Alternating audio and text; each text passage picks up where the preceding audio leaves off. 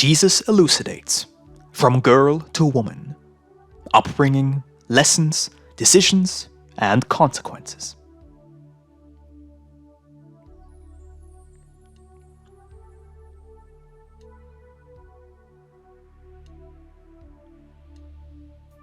Since your company is almost predominantly of the female gender, which exerts such a significant influence on the spiritual education of my children, I will, for the sake of your sisters, give also a few words for them.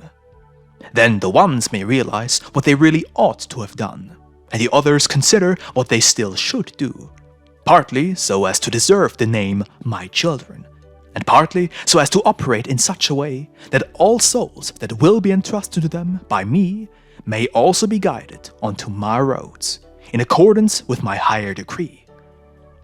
Let us then come to the point.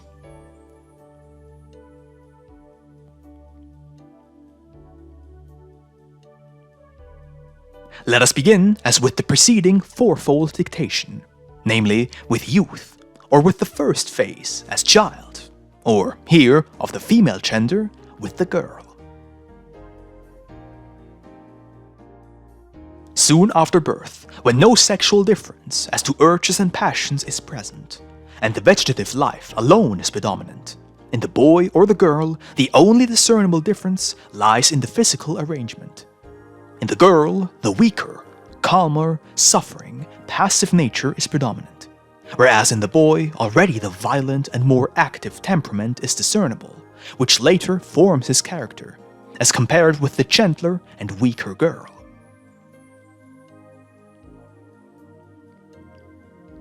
This phase is, therefore, the same with both sexes.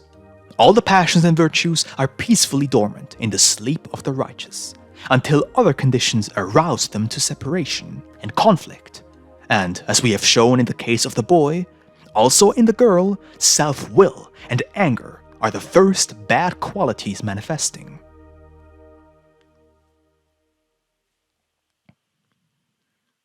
What I have said there about these two impulses now applies also to the girl. Only here, self-will is an even more dangerous passion in the girl than in the boy, because at a later age, the boy possesses more willpower to curb it, whereas the weaker girl is unable to resist the urge. Moreover, she is more easily confirmed in all her actions, because, being of the weaker sex, she meets everywhere with more indulgence. But this indulgence towards her defiance later on will give bad hours to the virgin and mother, for she will then come into contact with the opposite sex, which was destined by me personally to rule, not to be ruled. So much on these two traits. Whichever of your sisters has to bring up children shall watch out for these two poisonous herbs. Although woman was created to restore wherever she goes peace and blessing among upset people, she can, on the other hand, transform the most beautiful heaven into hell if she lacks the strength to subdue these bad traits. This results in the worst consequences, not only for the stubborn and easily angered woman herself, but also for the children and grandchildren, in the way a cancer progresses.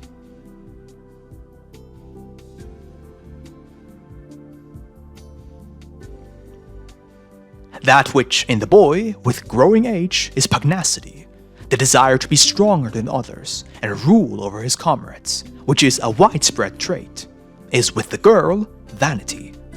The boy wants to be considered by his playmates the strongest, the most agile and most clever, and as such feared, whereas the girl wants to be the most beautiful and best dressed, and most attractive among her girlfriends. The former applies also to the boy, but is by far not so dangerous a passion as with the girl, where, as jealousy, it is of even more significance. Jealousy is the worst and most terrible passion which crowds out from the female heart all the other better traits, combining with hatred, anger, and vengefulness. And what I once said in one of my words holds true. If you want to see Satan in person, look at a vainly decked out miss or a jealous woman.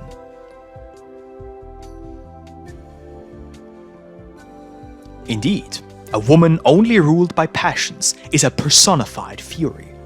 For with a vengeful and angry man, reason in the end usually prevails. But with a woman, there is not longer any reasoning with the head, and only the heart, being the seat of all that is either best or worst, is the guide and carrier of all her designs and actions.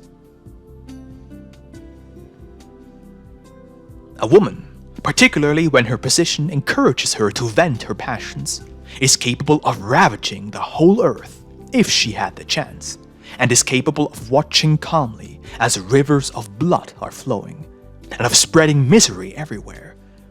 It suffices her to know that her revenge is complete, that her would-be ambition leaves in her satanic soul the sweet realization: you are revenged. Look at the history of your Earth globe's mankind. Since the female sex has ceased to be the subordinate one, since it has begun to step out of its true sphere, namely home life, how much misery this sex has spread among mankind, be it in family life or in the life of the nation.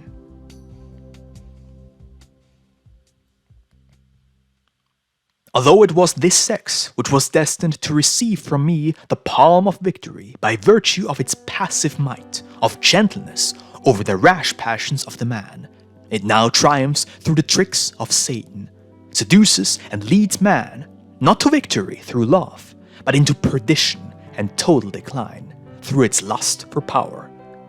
So much so that I now must again intervene and free the man from these chains entwined with thorns, which were meant by me to be roses, and to drive from the female heart these bad and evil passions through misery, poverty, and sickness, so that my creation may again get onto the right track, where woman shall be on this earth the helpmeet of man, the appeasing part, not the domineering and alone commanding one.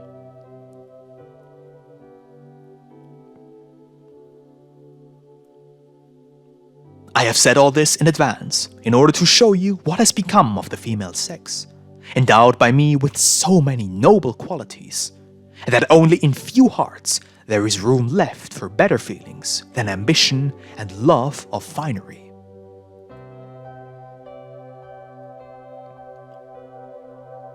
I have shown you how a spark, little noticed in youth, once kindled into a fire, can cause untold misery around it, so that you may realize what you have to shun yourselves, and what you shall protect your children against.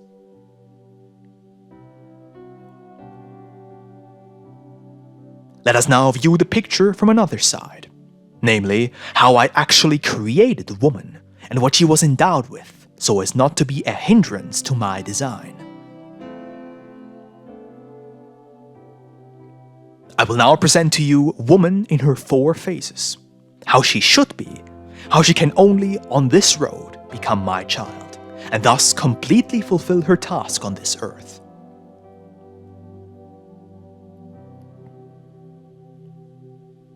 I have already given you a hint as to what must be observed in the upbringing. Endeavor to preserve a girl's heart gentle, awaken in time love, the all-appeasing love for me and for the fellow man, and arouse compassion in her. For when a heart learns to feel another's sufferings, it tries to help as much as possible. Compassion keeps the heart soft and ready to help where it can, and eliminates many other inordinate desires and thoughts that would otherwise usurp all the space in a proud heart.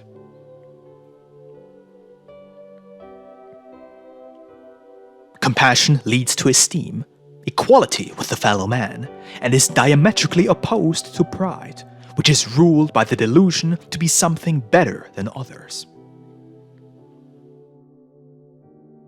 Compassion, this flower out of the crown of neighborly love, sweetens life, soothes every pain, and gives comfort in all circumstances. And exactly whom did I endow with more means to exercise this compassion in the most effective way?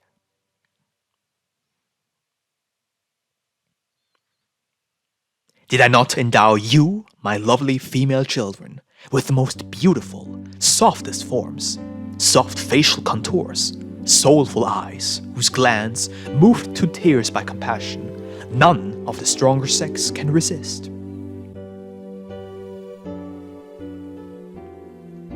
Did I not endow you with a softer voice, whose endearing tone should breathe balm onto the wounds of others?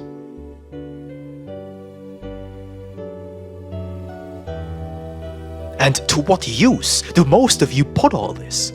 I must turn away my eyes from this picture, which I could unroll before your gaze, if I wanted to describe what is now being perpetrated with these divine gifts, which is truly not in my honor. But enough of this. Let us return to our woman as I created her.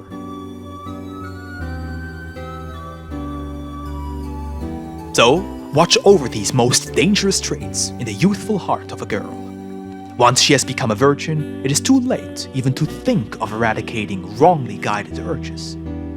For in this flowering phase, the female heart races with full sail towards its passions, namely, the as yet not clearly recognized status as mother and lifelong companion of a man. There she either sees all her glorious ideals of a domestic life realized, and in the harbor of family life is able to think of other joys.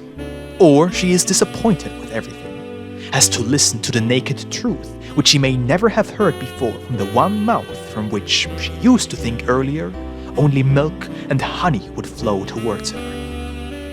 And if it should indeed be so, it is a just payment for the wrong upbringing the girl or virgin has received, for the harm of which the responsibility lies with the parents rather than the child.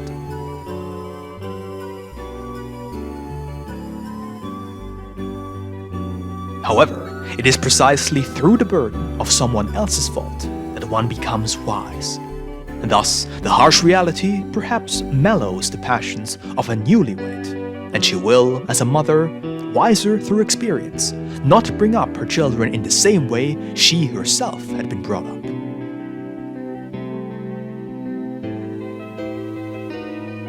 Thus, I always guide the erring hearts through personal, disagreeable experiences, back to the spot from where they should not have strayed earlier.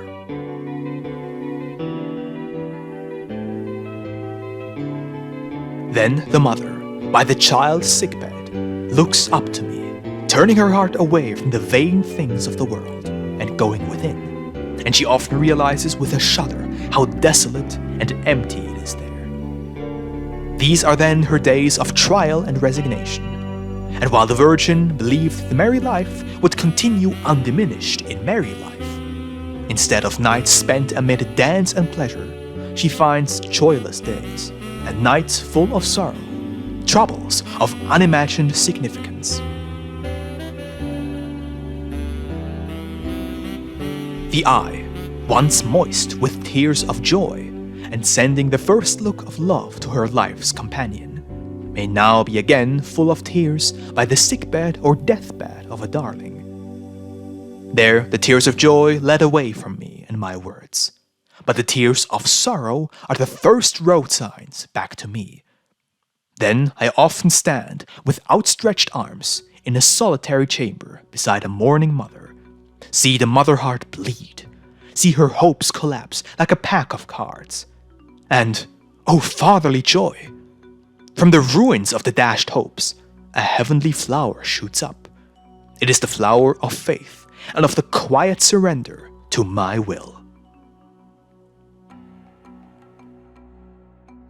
That which had not ever been possible through pleasures and worldly amusements, that which had in vain rebounded from the deaf ears of the girl and virgin, here at the sickbed of a child, it begins to blossom. What even love failed to achieve, fear has accomplished. It restored to me a heart which, in different circumstances, would have been lost. Do you, my dear children, now know my designs, and that I also know how to lead my not-so-tractable children?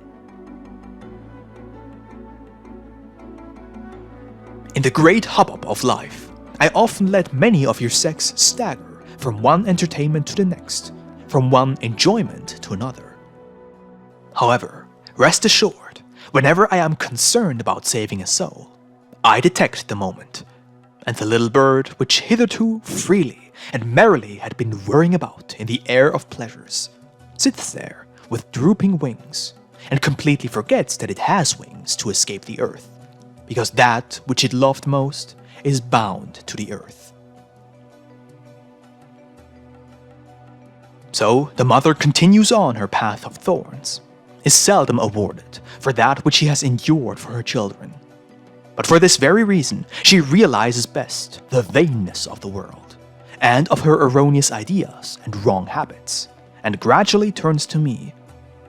And when all things sexual have been put to rest, the woman either begins to find a better support in her earlier, less appreciated life's companion, or she will seek support solely with me, where she will find enough solace and help.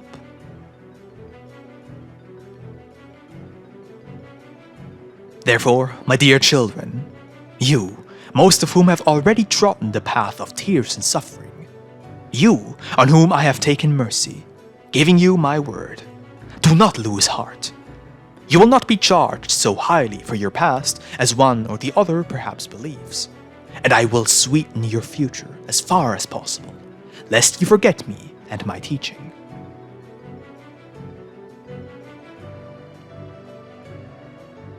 Let this be said to you for your solace by Him who loves and blesses you like all His children. Amen.